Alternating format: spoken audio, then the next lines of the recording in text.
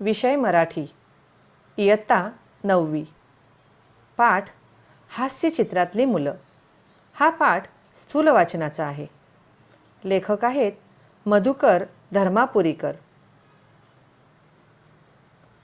मधुकर धर्मापुरीकर, जन्म 1954. कथालेखक, ललितलेखक आणि व्यंगचित्रांचे संग्राहक आणि अभ्यासक. 1976 पासून त्यांनी व्यंगचित्रांचा संग्रह करण्यास सुरुवात केली. कथालेखनासोबतच व्यंगचित्रांच्या आस्वादाच्या निमित्ताने विपुल लेखन त्यांनी केलेलं आहे. किशोरवयीन मुलांसाठी लिहिलेल्या अनकॉमन मॅन R.K. लक्ष्मण या पुस्तकाला महाराष्ट्र शासनाचा पुरस्कार मिळालेला आहे. R.K. नारायण यांच्या मालगुडी डेज आणि स्वामी अँड फ्रेंड्स या पुस्तकांचे मराठीत अनुवाद केलेले आहेत. अप्रूप, रूप, विश्वनाथ आणि चीनकुल हे त्यांचे कथासंग्रह आहेत. तसेच रेषा लेखक वसंत सरवटे, हसऱ्या रेषेतून हसवण्याच्या पलीकडले ही पुस्तकं त्यांची प्रसिद्ध आहेत. हास्यचित्र किंवा व्यंगचित्र म्हणजे काय, ती कशी वाचायला पाहिजे हे प्रस्तुत पाठातून आपल्याला सांगितलेलं आहे. हास्यचित्र, व्यंगचित्र आपल्याला हसवतात, विचार करायला भाग पाडतात. हास्यचित्र व व्यंगचित्र यामधील भेदाभेद दर्शवत लेखकांनी या चित्रदुनियेची सफर प्रस्तुत पाठात घडवून आणलेली आहे. प्रस्तुत लेख वयम 2016 या दिवाळी अंकातून घेतलेला आहे.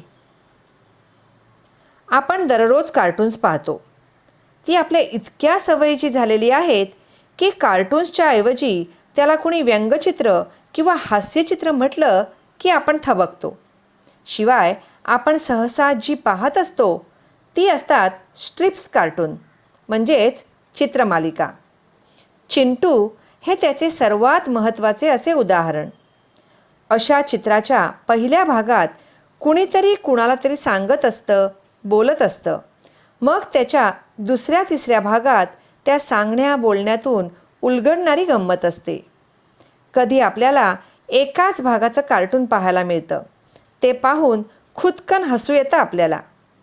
असं चित्र हे हास्यचित्र असतं. पण हास्यचित्र म्हणजे काय असं विचारलं तर आपल्याला काय सांगता येईल? कुणी सांगेल वेडं वाकडं चित्र काढलं की ते झालं कार्टून. कुणी म्हणेल त्यात एक जोक असतो आणि कुणी सांगेल त्यात एक माणूस असतो, तो दुसऱ्याला बोलतो, ते वाचलं की आपल्याला हसू येतं, वगैरे वगैरे. हे सगळं सांगणं बोलणं बाजूला ठेवून आपल्याला हास्यचित्राची व्याख्या करायची झाल्यास अशी करता येईल. सफाईदार रेषांनी काढलेलं गमतीदार चित्र म्हणजे हास्यचित्र. हास्यचित्राचं वैशिष्ट्य काय तर ते पाहिलं की आपल्याला हसू येतं. व्यंगचित्र म्हणजे हास्यचित्राचा पुढचा टप्पा. व्यंगचित्रसुद्धा आपल्याला हसवतं, पण केवळ हसवणं एवढाच त्याचा हेतू नसतो. व्यंगचित्र पाहिल्यावर आपल्याला हसूही येतं आणि ते आपल्याला त्याशिवाय काहीतरी सांगू पाहत असतं. आपण जर त्या चित्रापाशी थोडं थांबून राहिलो तर त्यात काही गमतीदार विचार मांडलेला असतो हे आपल्या लक्षात येतं. मुलांची हास्यचित्र काढणं ही सर्वात अवघड गोष्ट आहे. मुलांची म्हणजे केवळ मुलांसाठीच नाही, तर हास्यचित्रात जी मुलं असतात ती मुलं काढणं फार अवघड असतं. का? तुम्ही काढून पहा, तेव्हा लक्षात येईल. कारण लहान मुलाचं चित्र आकारानं लहान काढलं तर ते थोडंच लहान मुलाचं वाटणार. एखादा उंच माणूस काढला तर तो त्या उंच माणसाचा मुलगा वाटणार का? छे. मग दाढी मिशा नसल्या की होईल का चित्रातलं पोरगं? नाही बुवा, तसंही होणार नाही. त्याला शर्ट चड्डी घातली की होईल का ते पोरगं? चित्र काढायचा प्रयत्न केला की आपल्याला या अडचणी लक्षात येतात. मोठ्या माणसाकडे आणि मुलाकडे आपण बारकाईनं पाहिलेलंच नाही हेही आपल्याला स्पष्टपणे लक्षात येईल. आणि इथेच व्यंगचित्रकाराचं कौशल्य लक्षात येतं. मुलांसाठी विनोद करणं एक वेळ सोपं, पण व्यंगचित्रातलं मूल हे मुलासारखं दिसणं सर्वात कठीण.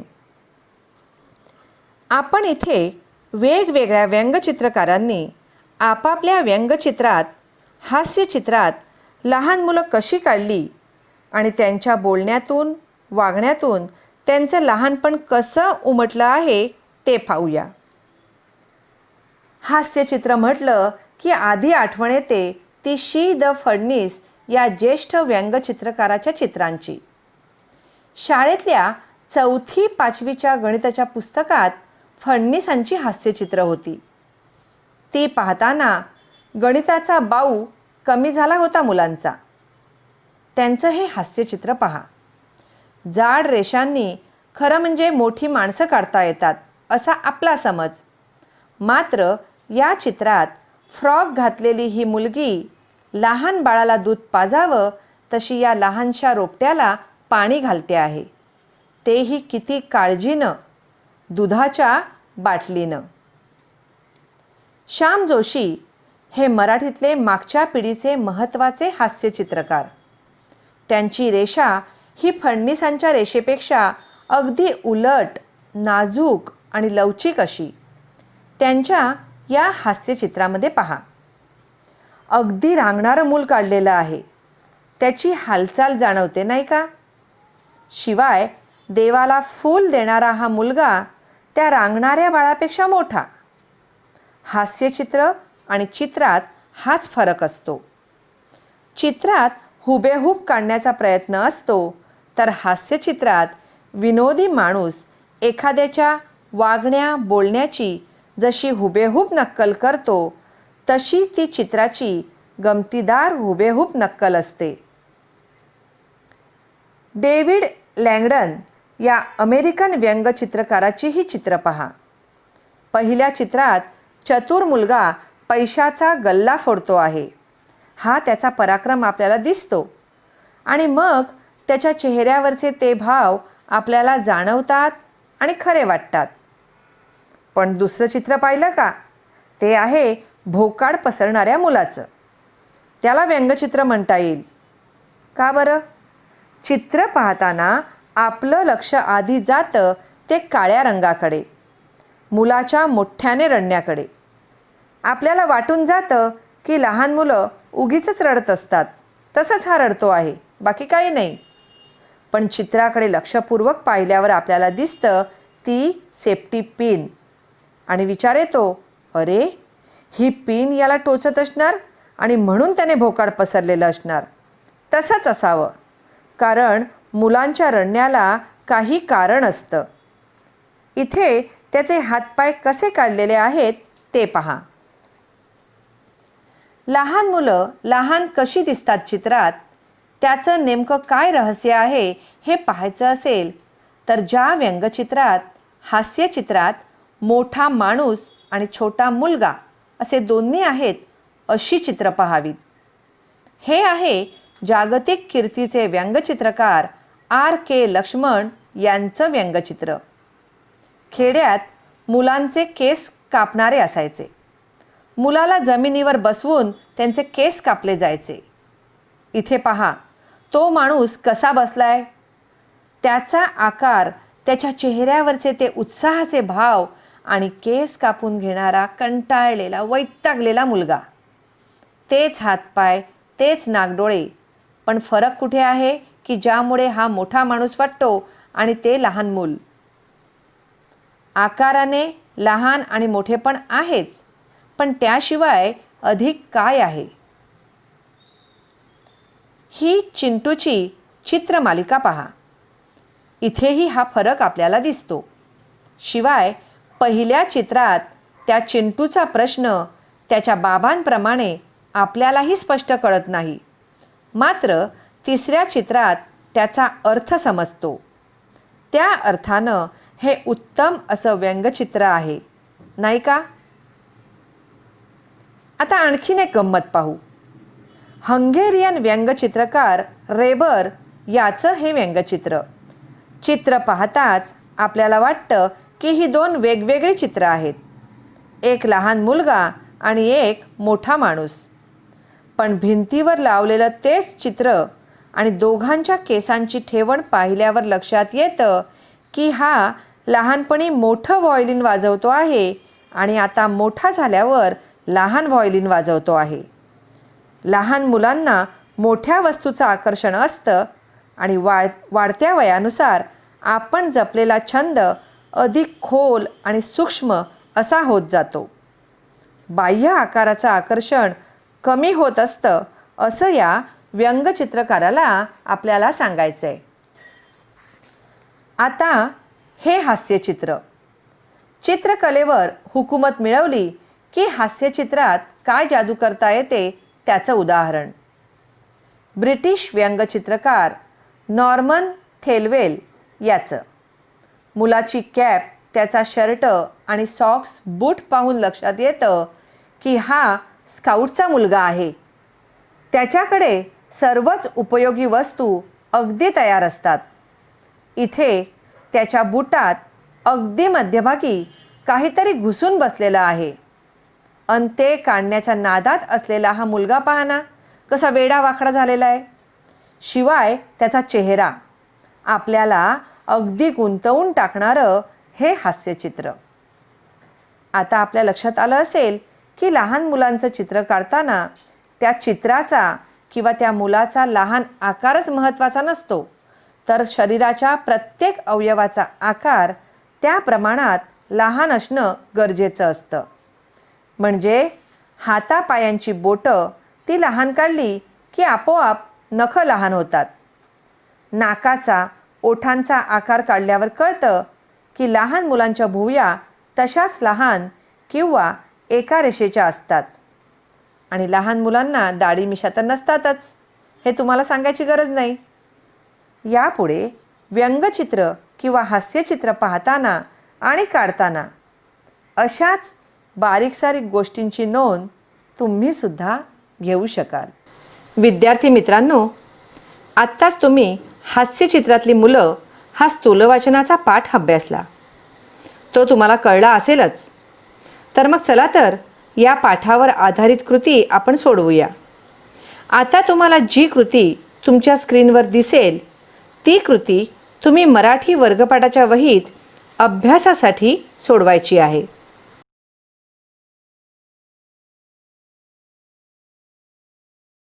प्रश्न पहिला. खालील फरक लिहा.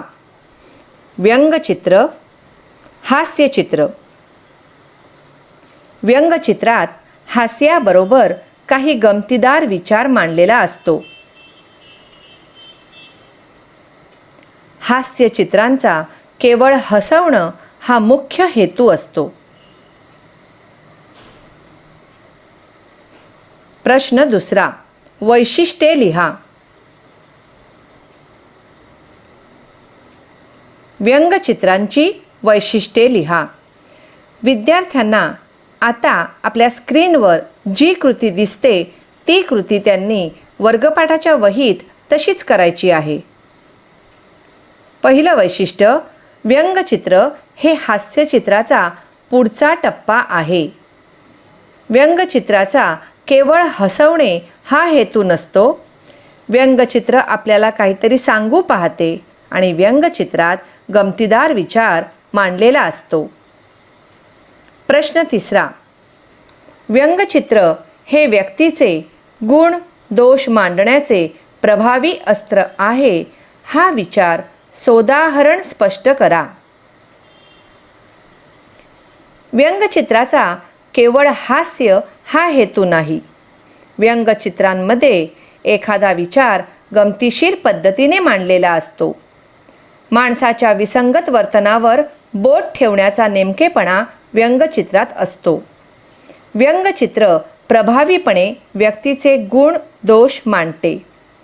उदाहरणार्थ, प्रस्तुत पाठात हंगेरियन व्यंगचित्रकार यांचे व्यंगचित्र दिलेले आहे.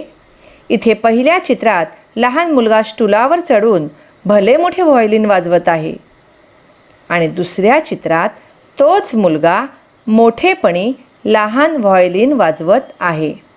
या चित्रातून लहान मुलांना मोठ्या आकाराच्या वस्तू आवडतात, त्यांना मोठ्या आकारांच्या वस्तूचे जास्त आकर्षण असते हे लक्षात येते. वय वाढल्यावर वृत्तीत प्रगल्भता येते. बाह्य आकाराचे आकर्षण संपते. छंद अधिक खोल आणि सूक्ष्म होतो. दोन्ही व्यंगचित्रांवरून व्यंगचित्र हे व्यक्तीचे गुण दोष मांडण्याचे प्रभावी अस्त्र आहे हे सिद्ध होते.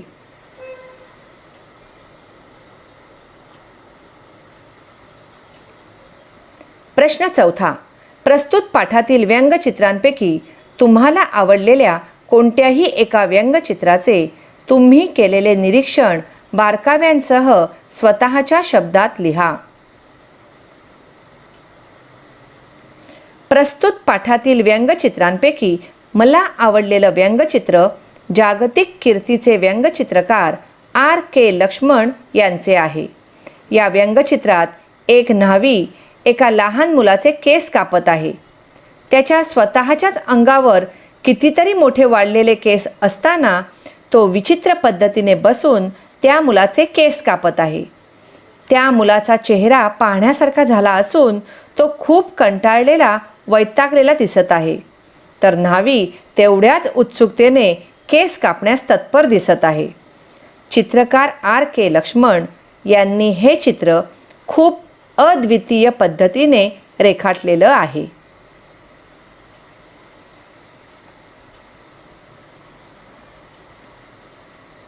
प्रश्न 5. व्यंगचित्र रेखाटणे ही कला आत्मसात करण्यासाठी कोणत्या गुणांची आवश्यकता असते यासंबंधी तुमचे विचार लिहा. व्यंगचित्र रेखाटणे ही एक कला आहे. व्यंगचित्र रेखाटण्यासाठी निर्मळ आणि निरागस अंतःकरणाची गरज असते.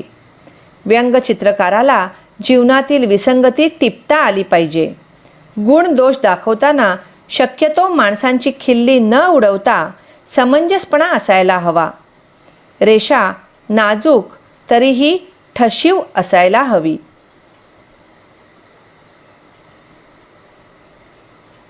गमतीशीर मनात गमतीशीर विचारांची रुजवणूक होते. यासाठी व्यंगचित्रकाराचं मन गमतीशीर असावं. जीवन समृद्ध करणारे भाष्य व्यंगचित्रकाराला रेषांमधून यशस्वीपणे मांडता आलं पाहिजे. चित्र रेखीव आणि अनेक अर्थांचे सूचन करणारे हवे. मन पूर्वग्रह दूषित नसावे. हे सर्व गुण ज्यांच्यामध्ये आहे ती व्यक्ती निश्चितच अप्रतिम व्यंगचित्र रेखाटू शकते. प्रश्न 6. लहान मुलांची हास्यचित्र काढणं अवघड आहे. याबाबत तुमचे मत स्पष्ट करा. लहान मुलं निरागस असतात. त्यांच्या सवयी आणि आवडीनिवडी यांचे बारकाईने निरीक्षण करणे चित्रकाराला गरजेचं आहे. लहान मुलांच्या चेहऱ्यावरचे भाव व त्यांच्या हालचाली रेषांमधून अचूक टिपता यायला हव्यात. शरीराच्या प्रत्येक अवयवाचा आकार शरीराच्या प्रमाणबद्धतेत लहान असायला हवा. लहान मुलांच्या बारीक सारीक गोष्टींची सूक्ष्म निरीक्षण करण्याची शक्ती हास्य चित्रकाराला अवगत असायलाच हवी. लहान मुलांचे मानसशास्त्र हास्य चित्रकाराला समजणं सर्वात महत्त्वाचं आहे. हास्य चित्रकार वयाने कितीही मोठा झाला तरी त्याचं मन लहान बालकासारखे बालबोध असायला हवे. त्याच्यामध्ये लपलेला बालक जागृत ठेवणं गरजेचं आहे. या सर्व कारणांमुळे लहान मुलांची हास्यचित्र काढणं अवघड असतं असं मला वाटतं.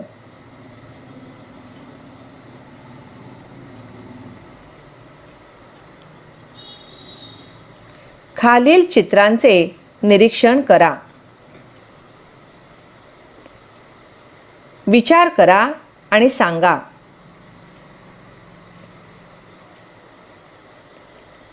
पाठ्यपुस्तकात आपल्याला हा प्रश्न दिसेल.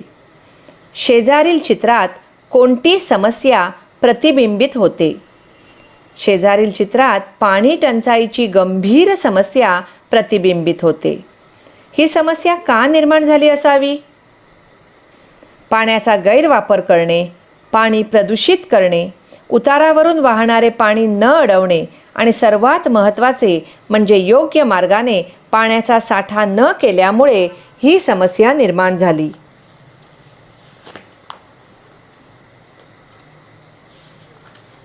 विचार करा आणि सांगा. पाण्यासाठी पैसा व वेळ खर्च करावा लागला तर कल्पना करा आणि लिहा.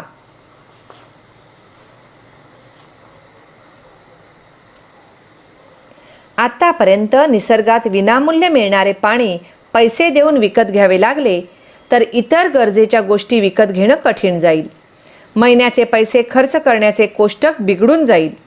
पैशाविना पाणी नाही व पाण्याविना जीवन नाही अशी परिस्थिती येईल. पाण्यासाठी रांगेत उभे राहिल्यामुळे वेळेचा अपव्यय होईल. इतर कामांसाठी वेळ अपुरा पडेल. माणसाच्या राहणीमानावर व शरीरावर त्याचे विपरीत परिणाम होतील.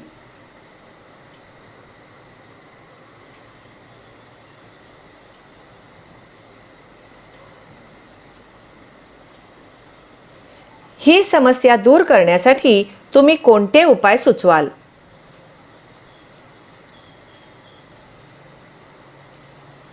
पाणी विकत घेण्याची येऊ नये यासाठी खालील उपाय करणे गरजेचे आहे. 1. पाण्याची बचत करणे. 2. पाण्याचा गैरवापर टाळणे. 3. जलप्रदूषण टाळणे. 4. पाण्याचा योग्य साठा करणे. 5. पाण्याविषयी जनजागृती करणे. आणि 6. शोषखड्डे व बंधारे बांधणे. हा प्रश्न तुम्हाला पाठ्यपुस्तकात पृष्ठ क्रमांक 21 वर मिळेल. या समस्येसंदर्भात घोषवाक्य तयार करा.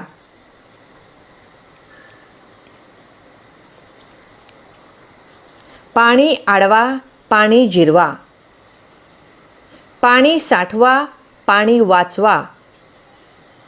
कितीही येऊ द्या आणीबाणी, जपून वापरूया आपले पाणी. पाण्याचे पुनर्भरण, जीवनाचे संवर्धन.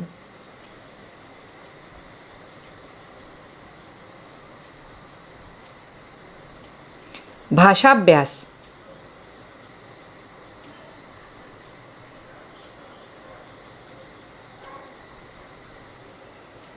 खालील ओळी वाचा व समजून घ्या. नित्याचेच दुःख होते, उशागती बसलेले, तोच अवचित आले, सुख ठोठावीत दार. वरील ओळींमधील अचेतन म्हणजे निर्जीव गोष्टी कोणत्या? दुःख, सुख. अचेतन गोष्टी कोणत्या क्रिया करतात? दुःख, उशागती बसले आणि सुख, दार ठोठावत आले.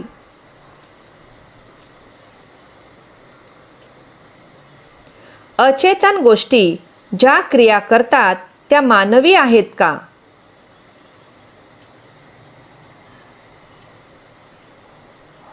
होय.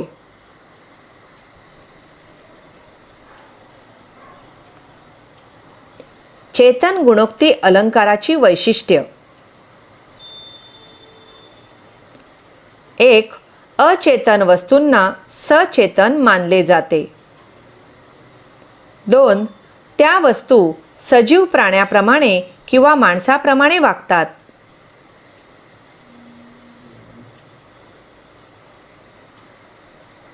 अचेतन वस्तूंवर जेव्हा सचेतनाचा किंवा मानवेतर प्राण्यांवर मानवी गुणधर्माचा आरोप केला जातो तेव्हा चेतन गुणोक्ती अलंकार होतो. खालील वाक्य वाचून दिलेल्या चौकटीमध्ये उत्तरे लिहा. मंगल मंगल गीत म्हणे, अस्फुट रजनी मूकपणे. प्रस्तुत उदाहरणातील अचेतन गोष्ट. रजनी म्हणजेच रात्र.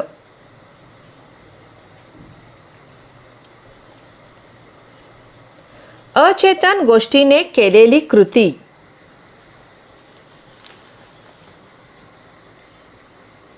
मंगल मंगल गाणे म्हणते.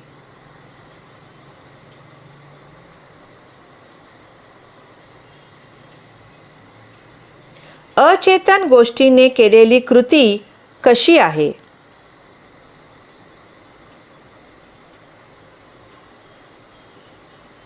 मानवी.